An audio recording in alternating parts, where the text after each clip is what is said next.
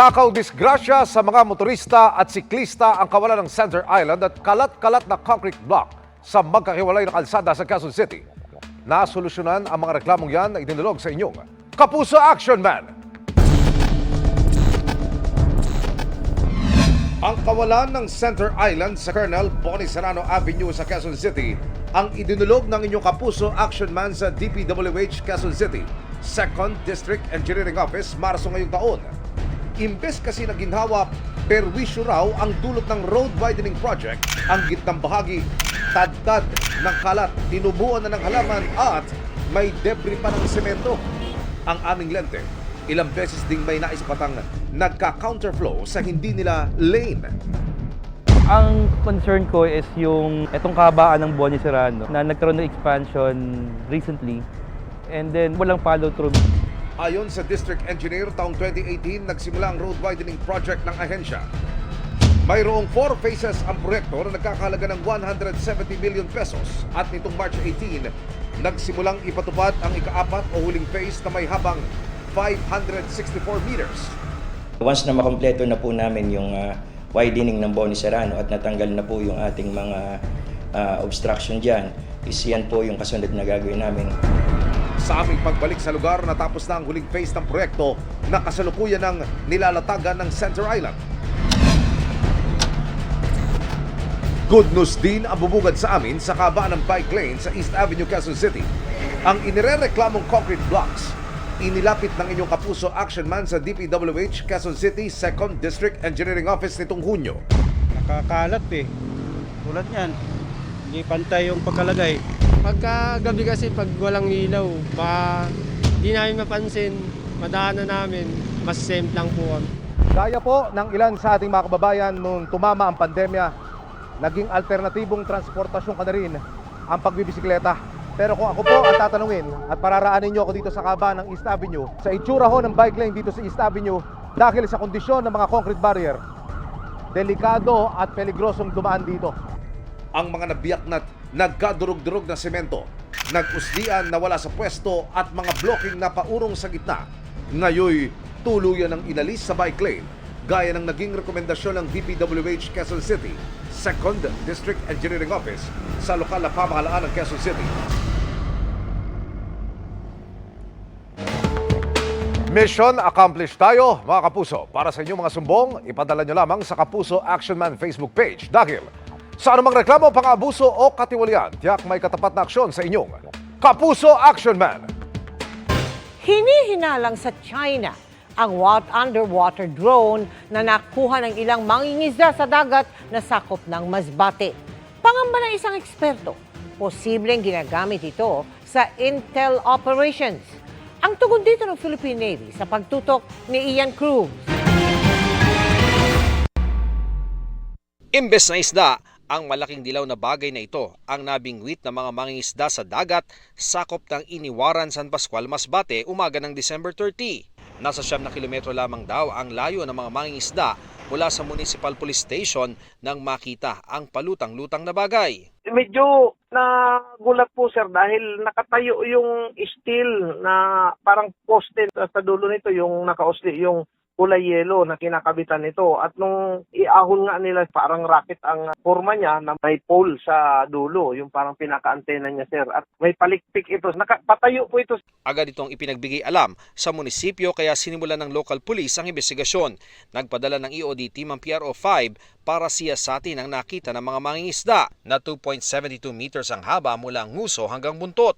Safe sa explosive sir, safe sa hindi na siya gumagana, pero may mga indicator na yung dulo na yun still ay antena, tapos may parang butas siya sir na parang yun ang pinakamata niya, pwedeng pang viewing niya.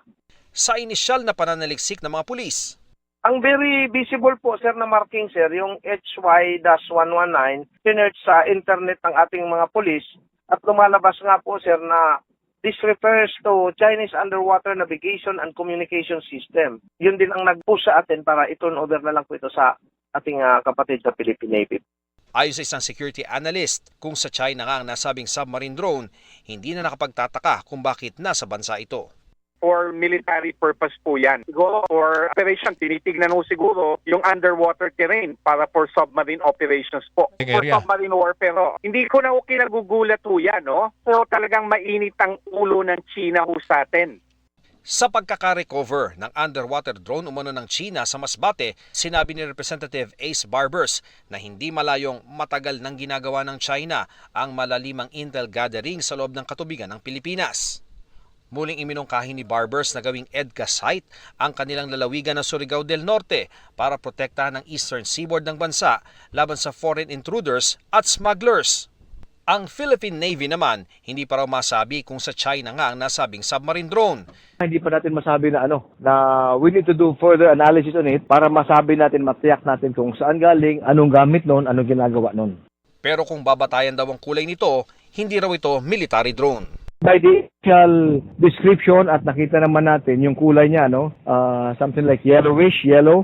Usually pag bright colors like yellow, red, orange, these are for scientific research or for fish use, like tracking of schools of fish for fishing purposes. They are designed to be seen from the air, kaya bright ang color. So hindi naman ito alarming. Sinusubukan pa namin kunin ang pahayag ng Chinese Embassy ukol sa nakitang submarine drone.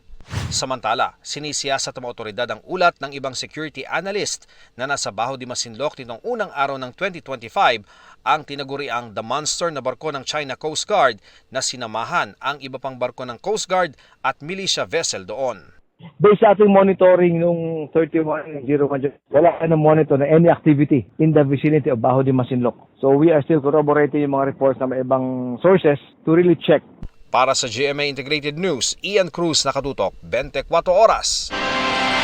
Sinisiguro ng DSWD na hindi magagamit sa politika ang AKAP o Ayuda para sa Kapos ang Kita program, lalo ngayong mag-eleksyon. Kabilang yan sa kinwestiyon ng isang grupo sa ipinasang 2025 national budget. At nakatutok si Tina Pangniban Perez. Halos 5 milyong Pilipinong itinuturing na near poor o mga kulang ang kita ang nakabenepisyo sa AKAP o Ayuda para sa Kapos ang Kita program nitong 2024 ayon sa Department of Social Welfare and Development. Mahigit 26 billion pesos ang naipamahagi, mas mababa lang ng mahigit kalahating bilyon sa alokasyon. Ang benepisaryo nakatanggap ng 5,000 piso na maaaring idaan bilang tulong medikal, pagkain, pampalibing o cash. Para makasama sa programa, dapat below the poverty threshold ang kita, pero di pa benepisaryo ng anumang programa ng gobyerno. Pero sa dami ng makikinabang, may mga nagtanong kung posibleng magamit ito sa nalalapit na eleksyon. Sabi ng ACT Teachers Party List, ang dapat dagdagan ay ang pondo para sa social services, kabilang na ang para sa edukasyon at kalusugan. Kaya talagang itong budget na to ay, sabi nga namin, ay parang punong-puno ng pork. Yung tinanggal na budget sa PhilHealth, dapat makuhanan agad yun ng pondo, pati yung sa DepEd at saka sa iba pang mga education sector. Pero para sa House Appropriations Committee, ang AKAP ay nagpapakita na kayang gamitin ng maayos ang pondo ng gobyerno nang walang katiwalian. Nakatakdang magpulong ngayong January 3 ang DSWD, Department of Labor and Employment at National Economic and Development Authority para bumalangkas ng guidelines para sa pagpapalabas ng pondo para sa AKAP. Ngayon pa lang, tinitiyak na ng DSWD na hindi magagamit sa politika ang programa. Mga social worker daw at hindi mga politiko ang sumasala sa mga application ng mga gustong lumahok sa programa. At nagsasabi kung magkano ang makukuha ng mga benepisaryo. Wala rin anyang alokasyon ang kahit anong distrito para sa AKAP. Para sa GMA Integrated News, Tina Pangniban Perez, nakatutok. 24 oras. Ngayong 2025, ibang mantra naman ang nauuso. Ito ay yung YONO o You Only Need One. Pero, ano-ano kaya ang kayang i-let go ng ating Kapuso Stars this year para sa isang minimalist life? Makichika kay Nelson Canlas. Sa Sa past few years, naging mantra ng mga millennial ang YOLO o You Only Live Once. Mag-take risk at i-enjoy ang buhay. Now na at baka hindi pa dumating ang bukas. Pero this year, lumalakas ang isa pang movement from YOLO to YONO o You Only Need One. Parang minimalist, simplihan ang buhay. Itira lang ang mga kailangan na align sa mga long-term goal. Sounds easy? Power bank. Hindi ko kayang give yung gadget eh. Yung power bank ko na lang. Pero hirap ang ibang Gen Z at millennial celebrities sa kung ano-ano ang ile-let go nila for 2025. Material thing that I would let go. Ano ba? Ang hirap po eh. Hirap pa. Hindi pwede yung games, hindi pwede yun. Pero not Isabel Ortega. From 5 black shirts at 10 stickers, payag siyang isa na lang kada item. Kaya mababawasan ang add to cart niya this year. Actually, ginagawa ko to yearly and nagka-closet clean out ako. So, nagtatanggal ako ng mga damit na hindi ko naman na masyado nagagamit. Tapos, yung iba dinodonate ko. Parang in a way, giving back din. Dahil sa YONO, ang mga wala ng gamit sa buhay, goodbye na dapat para di sagabal sa bahay. Yung mga perfume bottles na hindi pa tinatapon ni Mommy. Kasi kikip niya daw po dahil meron pa siyang paggagamitan. At hindi lang material ang dapat pakawalan. Siguro yung mga negativity lang sa buhay natin, you need na iwan mo na sila. Sa YONO, kailangang ma-realize na ang tunay na magpapaligaya sa atin ay hindi ang biglaang desisyon at pangungolekta ng marami. Maaring nasa ilan lang o kahit nga sa iisa lang. You know, Nelson Canlas updated sa Showbiz Happenings. Arestado ang 2 sangkot umano sa pagnanakaw ng mga motorsiklo sa Quezon at Laguna. Isa sa kanila menor de edad pa lang. Nakatutok si John Consulta. Exclusive! Kita sa kuha ng CCTV nitong December 17 ang pagtawid ng isang lalaki sa Pagbilao, Quezon para makuha ang kanyang pakay sa kabilang kalsada. Yun pala ang isang nakaparadang motorsiklo na pasimple niyang sinakyan at tahimik na itinawid sa kapinaandar at tinangay. Usually pag may nakita silang motor na kukunin nila, titignan muna nila yung paligid. Isang motorsiklo lamang sila, 3 silang nakasakay doon. And then bumaba na yung isang suspect para kunin yung isang nakaparadang motorsiklo sa kalsada lamang. Pagkalipas ng halos 2 linggo, naaresto siya at isa pa sa border ng Louisiana at Cavinti sa Laguna nang maabutan ng barangay tanod at pulis habang tumatakas matapos maflatan ang tinangay nilang isa pang motorsiklo sa Cavinti. Nadiskubre ng pulisya na sila rin ang tumangay ng motor na nahuli kam sa Quezon. Yung motor na getaway, ayun yung ninakaw doon sa Pagbilao. Isa po doon ay isang minor. Nung tinawagan yung nag-report na nawawalang motor, na-identify niya na yung motor na nakuha doon sa 2 kahinahilalang lalaki, yun yung motor na nawala sa kanya. Tinurn over ng Cavinti Police sa DSWD ang naaresto minor de edad habang kinasuhan ng isa pang suspect na todo tanggi sa alegasyon. Yung pong motor na yun ay hinabilin lang sa akin, wala po akong kinalaman doon. Nakatambay lang po kami sa bypass. Paalala ng Laguna PNP sa mga motor riders. Huwag niyo pong basta iwanan na inyong mga motor, ilagyan niyo ng mga lock yan para maiwasan po yung mga mag-take advantage ng itong mga carnappers. Para sa GMA Integrated News, John Consulta, nakatutok 24 oras. Pumalo na sa mahigit 500 ang mga biktima ng paputok ngayong salubong 2025. Bagamat mas mababa kumpara nung nakarang taon, matindi naman ang mga pinsala at karamihan ay mga batang nadamay lang. Nakatutok si Maki Pulido. Kung noon parang may gera sa dami ng mga pasyenteng naputukan sa emergency room ng PGH, ngayon, di hamak na mas tahimik na. 17 na lang ang tala simula December 21 mula sa dating mahigit 500. Sa buong bansa naman, 534 firework-related injuries ang naitala, mas mababa ng 10%. Marami sa mga kaso dulot ng mga illegal na paputok tulad ng boga at kwitis. Kinumpirma rin ng Health Department ang pagkamatay ng isa sa Nueva Ecija dahil sa sinturon ni Judas. Bagamat may 3 iba pang na-monitor na patay ang GMA Regional TV sa iba pang probinsya. At bumaba man ang bilang ng naputukan, matindi ang pinsala sa mga biktima. Karamihan sa kanila ay batang hindi naman nagpaputok kundi nadamay lang.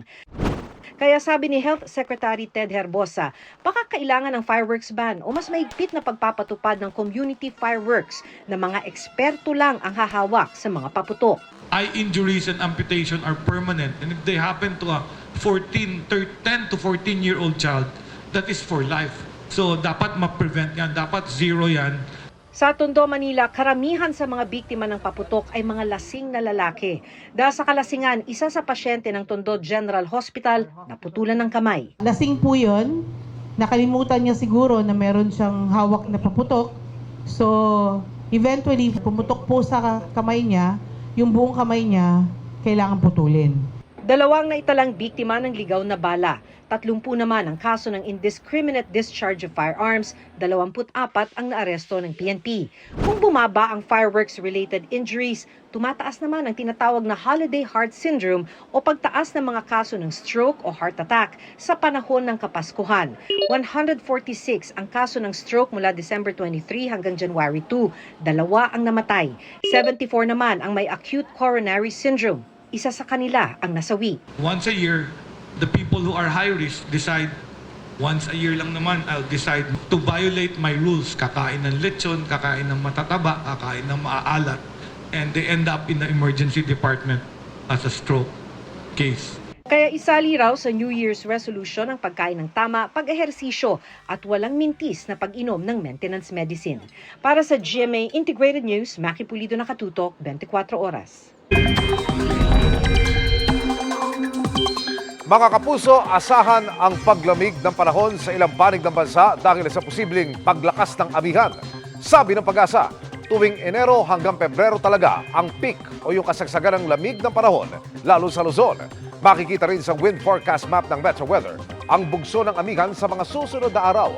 Sa ating kasaysayan, bumagsak sa 6.3 degrees Celsius ang pinakamababang temperatura na naitala ng Pag-asa sa Baguio City noong January 18, 1961. Sa ngayon, tuloy-tuloy ang pag-iral ng malamig na hanging amihan at mainit na easterlies na kapag nagbanggaan o nagsalubong ay pinagmumulan ng shear line. Dahil diyan, magpapatuloy rin ang pag-ulan sa ilang lugar bukas.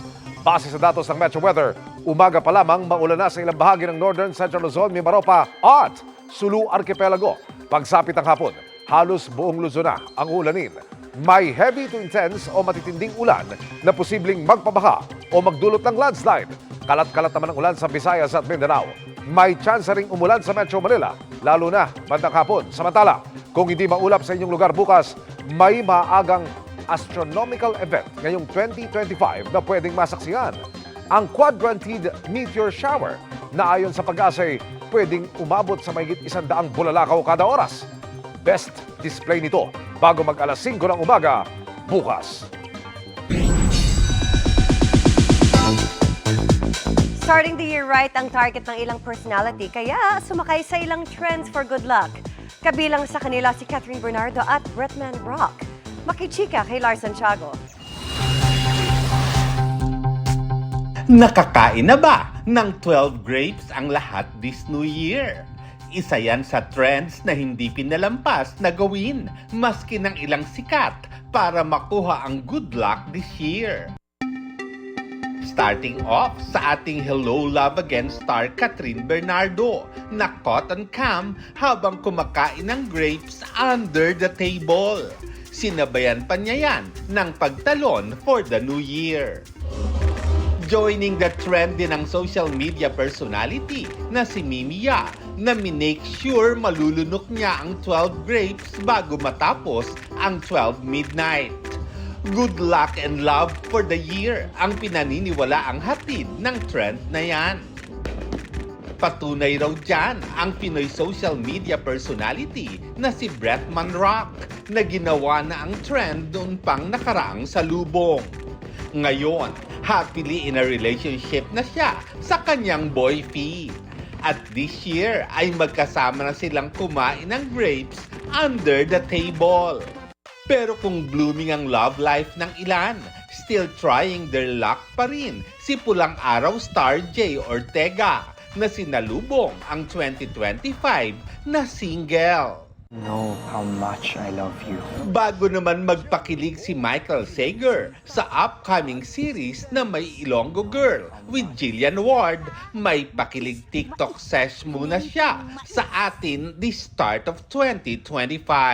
Pwede pa kiss. Lars Santiago, updated sa showbiz happening.